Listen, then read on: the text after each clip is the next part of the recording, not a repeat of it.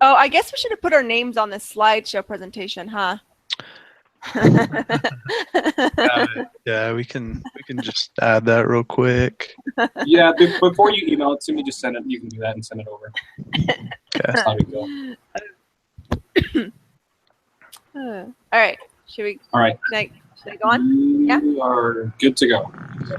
Okay. So we decided I'm doing the first slide. Yes. No. Yeah. Yeah. Okay. Sure. All right. Founded in late 1800s in Kirksville, Missouri by Andrew Taylor Still. He was concerned about how many medical practices today cause more harm than good. This led him to develop a system that would promote the body's ability to heal itself, osteopathic medicine. Woohoo. Should I read the entire thing, or like, is that better? Or do you want me to just go through the whole thing? How would this work better? Should I just read the whole thing? It's up to you. How you feel like you'd like to present. Okay. He invented the name osteopathy by blending two Greek roots, osteon for bone and pathos for suffering, in order to communicate his theory that disease and psychological dysfunctions were grounded in a disordered musculoskeletal system. Oops, what am I doing? Oh, there we go. Oh, wait. Sorry. Here we go. Who's doing number 2? Cody. Okay. So first, osteopathic medical program. The osteopathic medicine was developed by Dr. Andrew Taylor Still in 1874.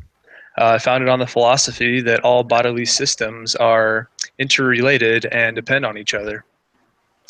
So Dr. Still founded the first American school of osteopathy in Kirksville in 1892, and this was the first osteopathic medical program.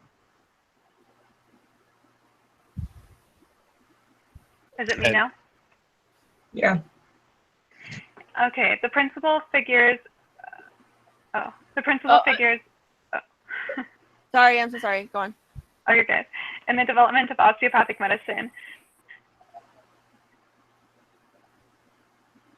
And Oh, your mic's cut. Taylor don't get anymore. Oh, there it is.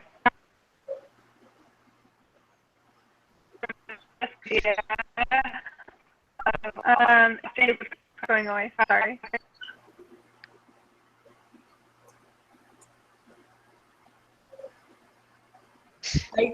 Okay.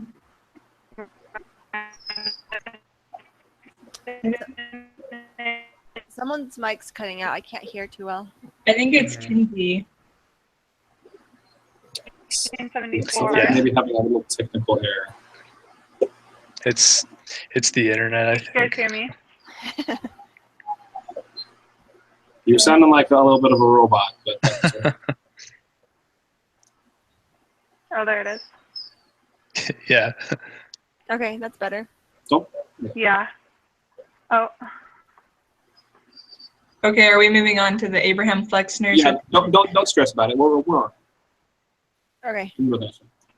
Okay, so the Abraham Flexner's report, it was put out in 1910. It was really important for American and Canadian medical history. It basically looked at the medical schools, and it called on medical schools to have higher education standards and to wanted them to focus more on mainstream science and in their teaching and research. So just like beefed up their standards for the medical schools. Was what was its goal?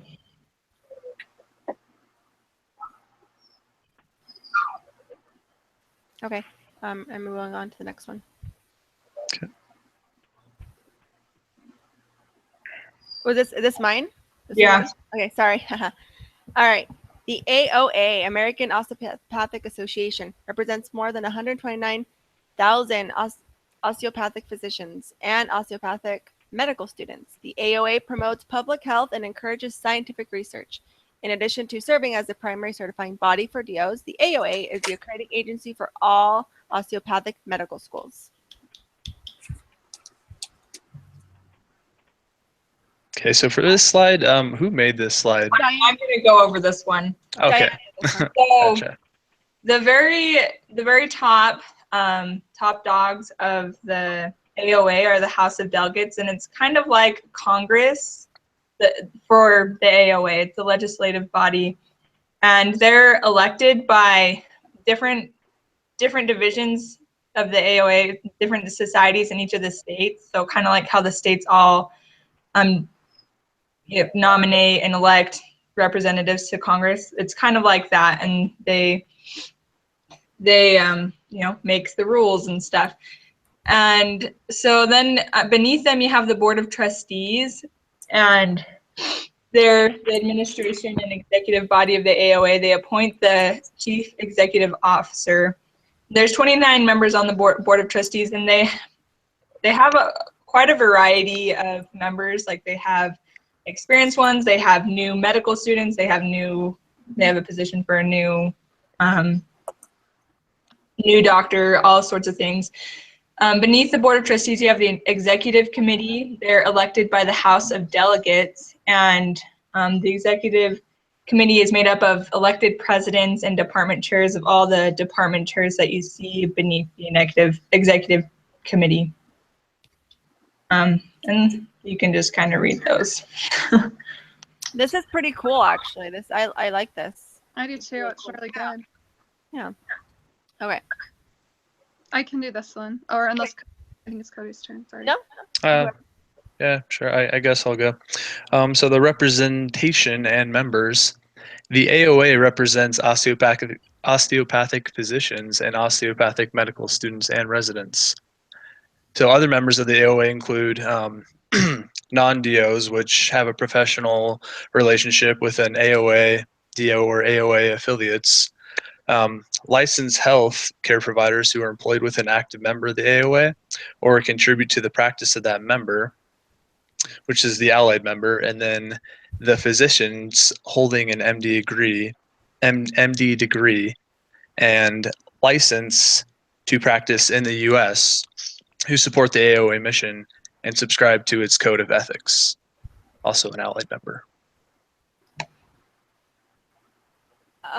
So what percentages are members? So I got these numbers, but they're from 2011. So these numbers may be completely off now, but this is what I got back in 2011. It says DOs constitute 7% of all U.S. physicians. They're responsible for 16% of patient visits of communities with populations of fewer than 2,500. So they kind of target more urban areas that don't have access to more bigger cities and hospitals. So they kind of, that's kind of what they focus on. But I don't know how much the numbers have changed as of recently.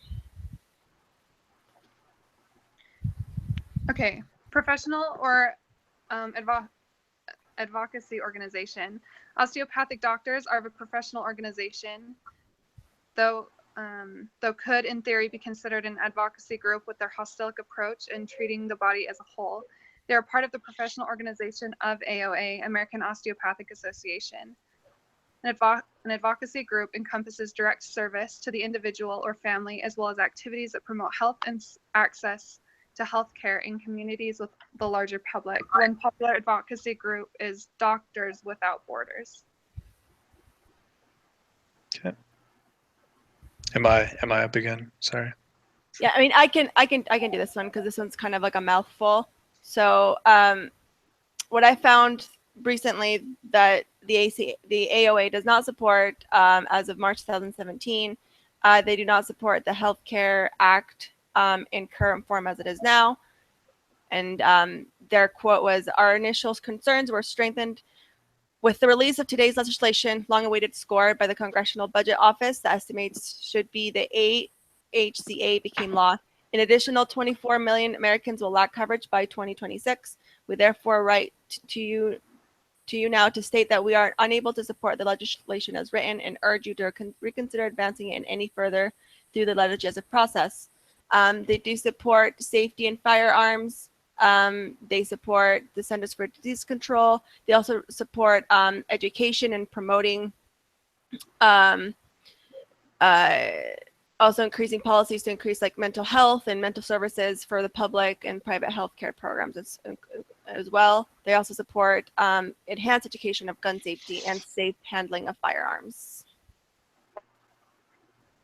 Okay.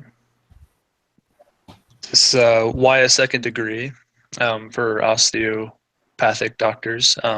So osteopathic doctors, they must complete their bachelor's degree first, with some minor prerequisites before they're actually able to apply to osteopathic medical school.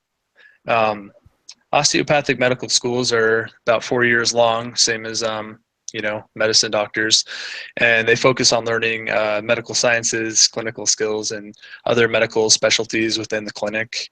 They also learn different skills than a doctor of medicine. I mean, they're very comparable. They learn a lot of the same things. As far as like their health science knowledge goes. But like osteopathic doctors, they focus more on like the cause of disease and sickness, like, what caused it, and try to figure out like an accurate diagnosis. And like their knowledge is more focused on like hands-on medicine practice, while like, medicine doctors focus more on like treating patients. And then like skills learned in an osteopathic medicine degree include alternative therapies, disease prevention, and holistic medicine.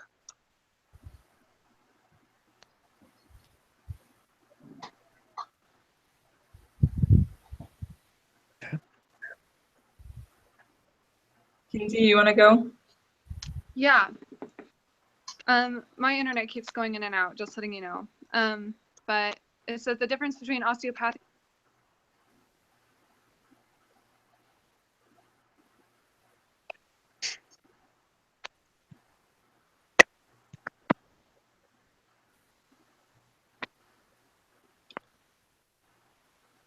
Okay, I can just do this slide. Okay. So the difference between osteopathic and traditional medical school training. DOs tend to be primary care because of their holistic approach to treating patients. MDs tend to specialize more among all the different specific types of medicine. Medical students attending osteopathic schools have to do an additional 200 hours of training, learning manipulation techniques of the musculoskeletal system, which goes back to Dr. Still's kind of belief in the musculoskeletal system being really important to treating patients. And DO programs are thought to focus on the whole candidate rather than grades and MCAT scores, which is probably due to their focus on holistic medicine.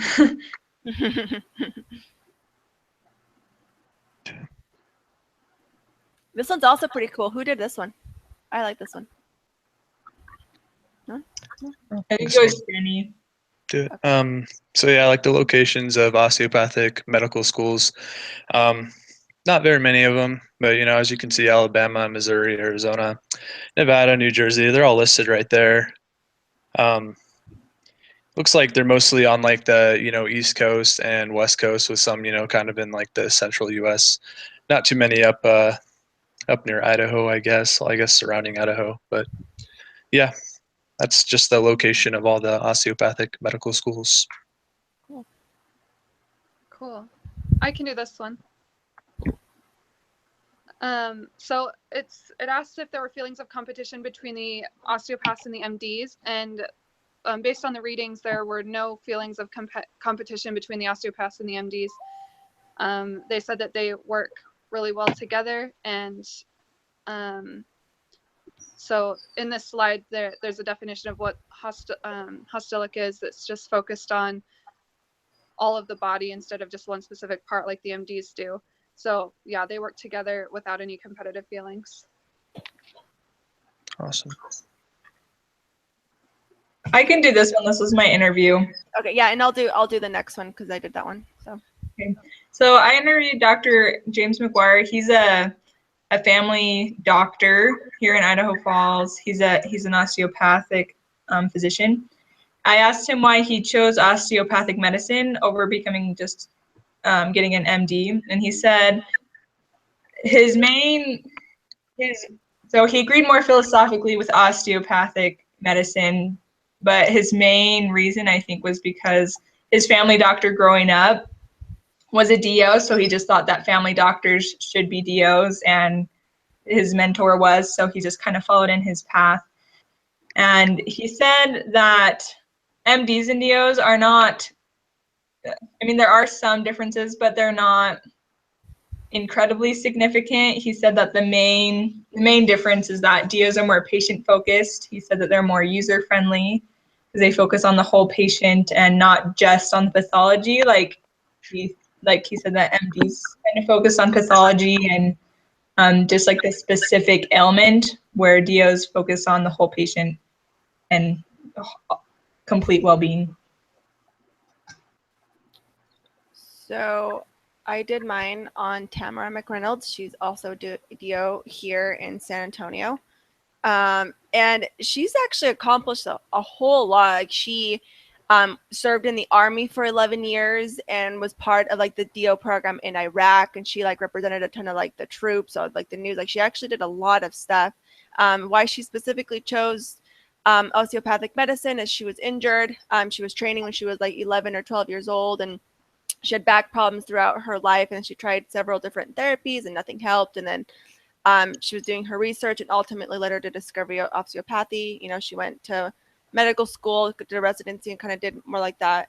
She said the differences that she feels between MD and DO was that, like what I think it was Cheyenne said, like they kind of take on more of, she said they were kind of just, they're more your friends, like they kind of, and they focus on your whole entire body, like mind and soul, and they kind of want to really help you for the long run to really focus everything on your body. And she feels like there's a connection for everything.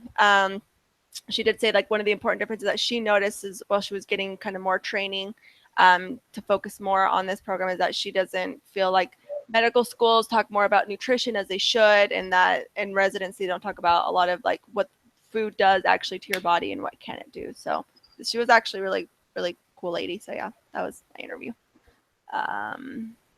Sources. I think this is it. I'm going to exit and stop sharing my screen now. Awesome. And